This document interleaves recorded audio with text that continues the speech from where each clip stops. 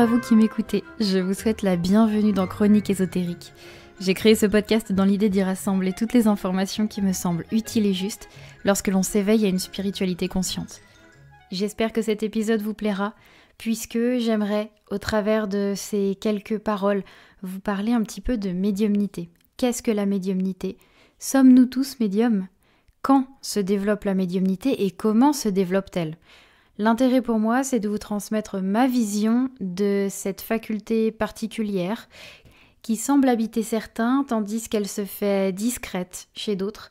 On va essayer d'aborder tout ça dans son aspect général. Mais avant de commencer tout ça, et comme c'est mon premier podcast, j'aimerais me présenter brièvement pour que vous compreniez qui je suis et en quel honneur je vous parle de médiumnité.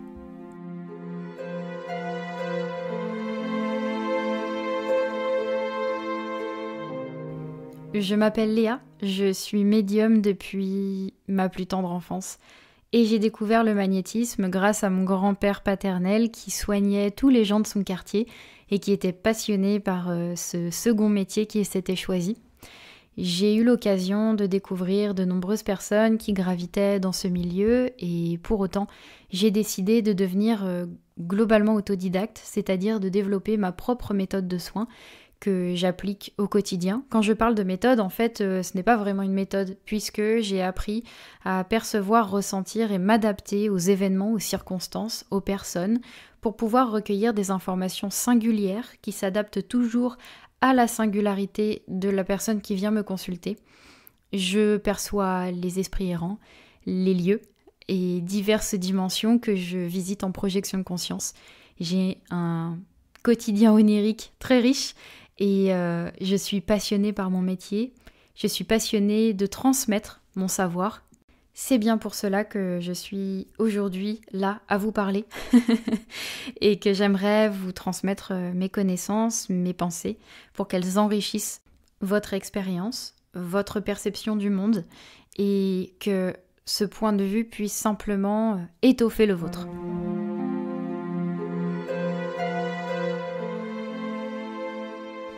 Parlons d'abord ensemble de ce qu'est la médiumnité.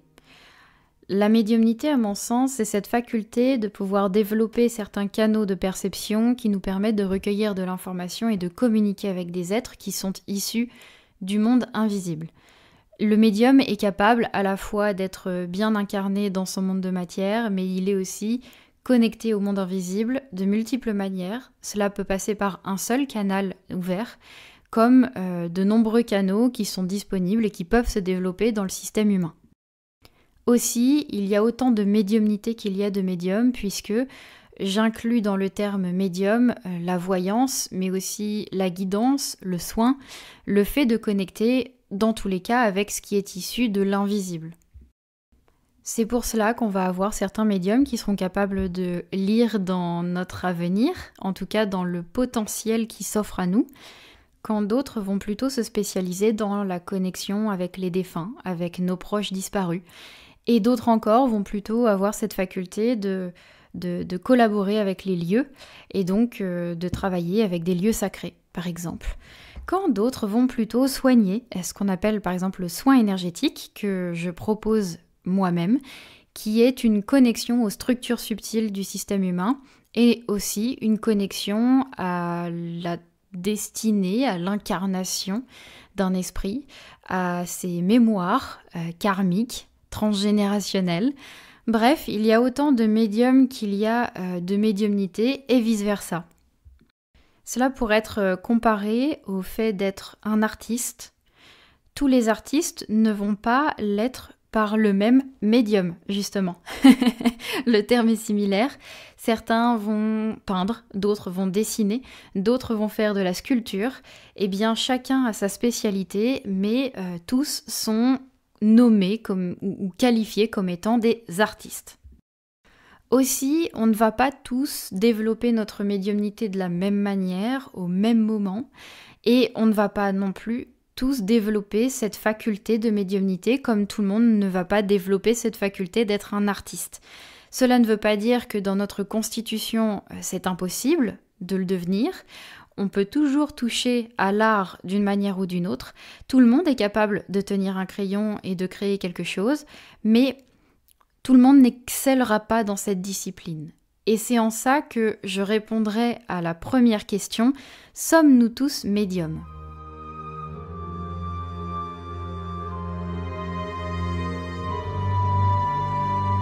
Il faut savoir que la médiumnité est un outil à part entière, un outil qui nous permet de déployer des sens, de déployer une compréhension du monde. Cela nous permet de connecter, parce que la vie, c'est un enchaînement de connexions entre les êtres, entre les consciences. Et la médiumnité, c'est une faculté innée qui se développe de manière plus ou moins approfondie, importante chez les individus. La médiumnité, elle s'inscrit aussi dans la destinée, dans le sens où tous les êtres ne vont pas tirer profit d'une médiumnité qui se développe. Dans les accompagnements que je propose, j'ai affaire à des centaines d'existences et de chemins de vie différents. Et il m'arrive par exemple de connecter avec des personnes qui n'ont pas de nécessité absolue à développer leur médiumnité parce que cette incarnation est vouée à leur enseigner la fusion avec la matière, l'apprentissage d'un quotidien humain, ce qui ne signifie pas pour autant qu'ils sont complètement coupés de ces sens, puisque la médiumnité, d'une certaine manière, c'est aussi une faculté naturelle en chacun de créer des échanges subtils et inconscients entre l'extérieur et l'intérieur. C'est le fait de capter de l'information subtile, et de l'information subtile, on en capte tous, tout le temps, parce que sans ça, nous ne pourrions juste pas être vivants. Nous restons des esprits incarnés dans des corps, et donc nous ne pouvons pas être coupés complètement de l'invisible. Ce qui fait d'un médium, ou ce qui fait d'une personne une médium, c'est qu'elle est capable de conscientiser ces informations et potentiellement de les intégrer dans ses prises de décision quotidiennes, dans ses échanges avec les autres êtres qui l'entourent, mais aussi, je pense personnellement que nous sommes amenés à développer de plus en plus ce potentiel de médiumnité, tout simplement parce qu'il nous permet de capter tellement d'informations et il nous permet une tellement plus grande conscience de tout ce qui implique la vie et le monde dans lequel nous sommes, qu'il est inhérent au développement de la conscience de l'être humain en termes généraux. La médiumnité était quelque chose d'absolument normal dans les civilisations qui nous ont précédés. Ce n'est pas nouveau. L'humanité ne découvre pas la médiumnité, mais notre civilisation la redécouvre dans tous les cas. Ce qui fait que nous avons de plus en plus affaire à des enfants qui apparaissent dans ce monde et qui développent ce potentiel, tout comme ils le développaient avant. Mais ce qui a changé, c'est que notre société est beaucoup plus apte à accueillir ces facultés et donc à ne pas les éteindre prématurément. Parce qu'il est bien là le souci, c'est que une grande partie des médiums en herbe sont complètement biaisés parce qu'on leur coupe l'herbe sous le pied, et parce qu'ils découvrent à partir de 6-7 ans non seulement qu'ils voient des choses que les autres, en tout cas adultes, ne voient pas, mais en plus ils ont affaire à des adultes récalcitrants qui ont peur de la médiumnité ou qui n'y croient pas, et qui vont targuer l'enfant de fou, ou lui dire qu'il imagine, qu'il a un imaginaire très riche, et que tout ça n'existe pas. Donc ces facultés vont s'éteindre. Aujourd'hui, nous sommes beaucoup plus aptes à accueillir cette faculté-là. Cette connexion-là, elle est même plutôt valorisée dans certains milieux, même si c'est pas totalement répandu, elle est de plus en plus valorisée. Et donc je pense que nous allons de plus en plus développer cette médiumnité, cette conscience, ce qui va forcément et profondément changer notre manière d'échanger entre nous, et surtout la manière dont notre civilisation va s'inscrire dans son humanité, dans le monde dans lequel elle vit. Et ce qui est important, c'est que cette médiumnité, elle ne se développe pas n'importe quand. Et elle peut intervenir à toute étape de la vie d'un être humain. Après de multiples accompagnements et de multiples connexions avec vous, j'ai bien compris que cela dépendait du chemin que l'on a décidé pour soi-même. Cela dépend aussi de la manière dont nous appréhendons cette faculté de manière émotionnelle et sociale. Mais ça dépend aussi de notre capacité à accepter de vivre quelque chose qui ne soit pas forcément compris par la société, compris par l'entourage et surtout la manière dont ça nous nourrit personnellement.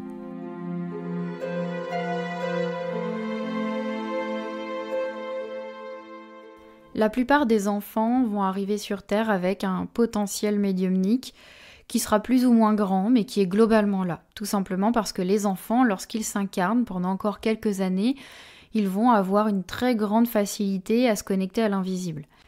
Au fil du temps, l'enfant va apprivoiser son corps, va s'identifier de plus en plus à son corps, il va se reconnaître dans ce corps. Et donc, il va tisser un lien qui va petit à petit l'émanciper de l'invisible pour une durée déterminée qui prendra fin lors de sa mort, que l'on souhaite la plus tardive possible et dans le plus grand bonheur. Mais il va petit à petit s'apprivoiser, s'accommoder en tant qu'être humain à ce corps humain. Certains vont donc perdre, entre guillemets, ou éteindre cette prédisposition à la médiumnité, parce que leur entourage fait que, d'autres vont les conserver, mais par contre ne pas s'en servir plus que ça, quand d'autres vont vraiment conserver un grand développement de cette capacité médiumnique et évoluer toute leur vie avec. Mais dans les enfants qui ne vont pas préserver cette médiumnité, il y a aussi ces personnes qui ont choisi dans leur projet d'incarnation de développer une médiumnité de manière tardive. Tout simplement parce que nous devons avant tout développer notre réseau social, notre connexion à notre famille, notre cercle familial, à notre civilisation, parce que sans ça, nous n'aurions pas une base et un attrait pour la matière suffisant pour pouvoir développer une médiumnité qui soit équilibrée.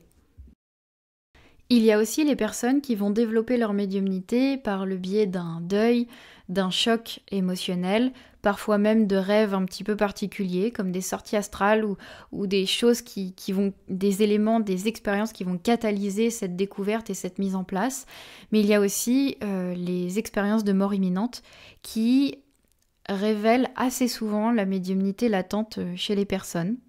Et généralement, ça a lieu un petit peu plus tardivement, c'est-à-dire que ces expériences sont un petit peu comme de nouvelles petites naissances, c'est comme une sorte de renaissance qui va comme marquer l'expérience de l'être humain en au moins 2 phases.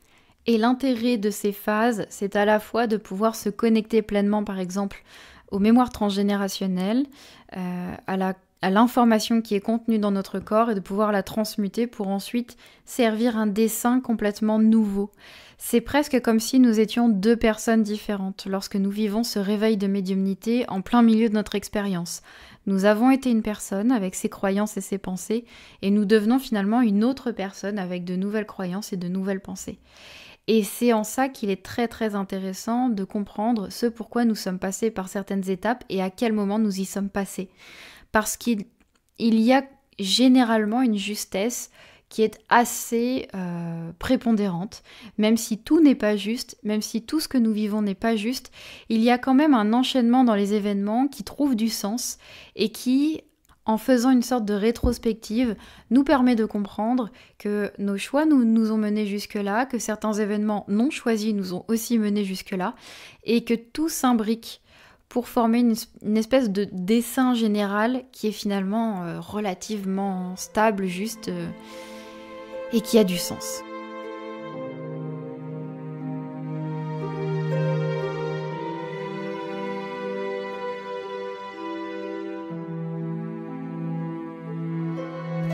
Et donc, nous en venons à cette 3e question. Comment se développe la médiumnité ? Eh bien, j'y ai un petit peu répondu dans les 2 premières parties, puisque la médiumnité se développe soit par une expérience isolée dans l'incarnation, soit par le développement d'outils naturels lors de la naissance. Mais je dois dire tout de même qu'il reste un élément qui est primordial dans le développement de toute faculté chez l'être humain, c'est la persévérance, le travail, l'accompagnement aussi, mais surtout l'entraînement. Une médiumnité qui se développe dans l'enfance mais qui est complètement négligée ne donnera rien, ne se développera pas. La médiumnité, c'est un outil qui demande beaucoup d'engagement tout au long de la vie, un engagement aussi bien moral que disciplinaire, qu'émotionnel, que corporel, parce que ça va conditionner tous les aspects de notre existence et surtout, ça va nous demander aussi d'accepter parfois des phases d'extinction partielle de la médiumnité, mais aussi des phases où elle sera très présente et parfois même présente de manière un petit peu brusque. Donc la médiumnité, elle nous demande de patience et persévérance. Parce que comme une personne qui a des prédispositions au dessin ne s'améliorera pas si elle ne dessine pas dans sa vie, un médium en herbe ne deviendra pas un grand médium s'il se détourne tout à fait de sa médiumnité.